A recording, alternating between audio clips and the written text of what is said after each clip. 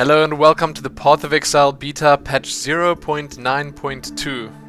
Well, this is not the patch, this is just a video about the patch notes. So we're going to have a quick look at what was changed here. But before we start, I just wanted to mention that Chris from over at Grinding Gear Games says that this is in fact a pretty small patch, and yes, he could have fooled me because there are a lot of new changes and additions here, but apparently the huge changes are coming in patch 0.9.3, which is going to be the biggest patch to date.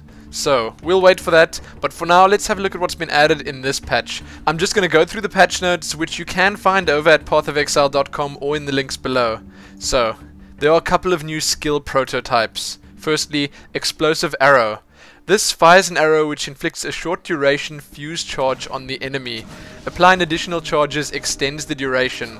When the target dies or the fuse expires, the charge explodes. This deals damage, and it deals splash damage to all nearby enemies.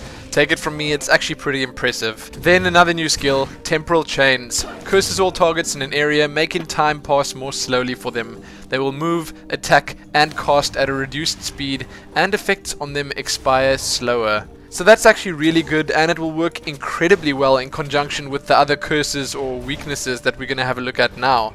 Then we've got Elemental Weakness. Curses all targets in an area, making them less resistant to elemental damage and more vulnerable to elemental status effects.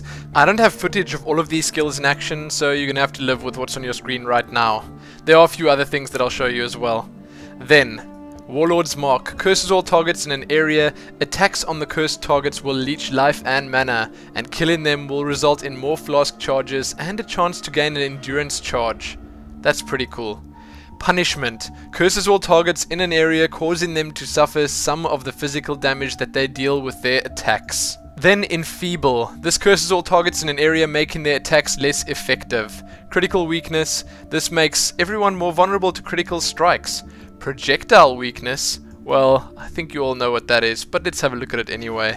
Curses all targets in an area, making them easier for projectiles to pierce and easier to knock back, while reducing their evasion against projectiles as well. Then the last skill, Vulnerability. This causes all targets to take additional damage from physical attacks and degeneration, and makes them easier to stun.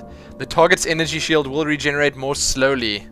That's a pretty good one. So then next up, we've got functionality that's been added for Cutthroat Leagues. They will apparently be testing this in some events in the near future. I'm assuming the Cutthroat Leagues are the PvP leagues, so we're probably going to be seeing some PvP events soon, and I absolutely can't wait for that. It's going to be a lot of fun. Then they've added some user interface elements to show the life totals of party members in your instance. Projectiles should only collide with chests now if they would open them. It seems like they've further improved the user interface, and there are a few things that I noticed right off the bat, like the links between gems are now much more visible. Then added a new portal art, which I feel is absolutely stunning. It looks really, really good. A lot of new music has been added to the game, and some of the music's really good, and I hope they release a soundtrack for the game at some point. The outlines around friendly entities are now green rather than red. I noticed that on my zombies for sure.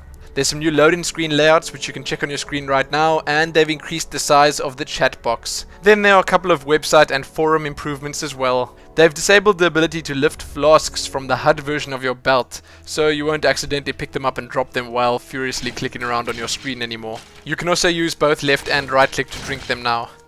Made monster description text easier to read. So they just added some black borders around the text now, and it does really help, especially in the brighter areas. Reduced the grass in some areas of Act 2 to improve performance on older hardware. This is being investigated apparently. Added proper support for the resolution 1280 by 1024 and similar resolutions. Dropping items with skill gems in will now warn you before you actually drop them. They've added crash dump reporting. The Dark Forest now has a spidery entrance to the Weaver's Cavern. There were apparently some substantial incremental improvements to areas, environments, effects and sounds. And lastly, a bunch of overhauls to the look and feel of many of the Act 2 environments.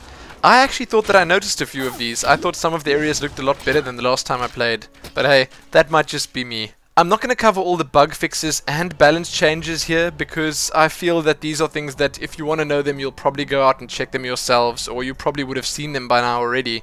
So you can check them out on your screens right now or find them in the links below. I will just mention again though that they say in the patch notes that the most important balance changes are coming in patch 0.9.3, the major balance patch. There are plenty of balance changes that have already been planned but have just not yet been implemented in this patch. So if there was something that was bugging you, then the chances are good that they've already thought of it and it might well be on its way. There were a few big changes here that I'll just quickly mention. Things like they've reduced the mana cost scaling of most skills at higher levels.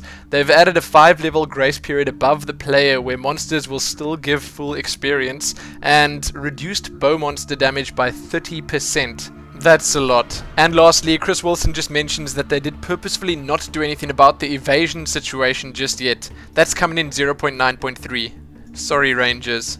Yes, that's me too. But that's pretty much it. If you want to read all the bug fixes and balance changes, you can head on over to the post right now. I have linked it below. And if I was you, I'd just browse around in the forums as well, because there's a lot of talk going on about these patch notes and everything that's been changed in them. So I'll say now that you should all be looking forward to patch 0.9.3 because it looks like they've got a lot planned for it. I also just wanted to let you know that my next gameplay video is not going to be in patch 0.9.2 yet. I recorded it just before I made this video and just before the patch came out, so you're gonna have to wait for the one after that to actually see the new skills in effect. That's it. As I said, check those patch notes below, check back here soon for more Path of Exile, and most importantly, happy patch 0.9.2.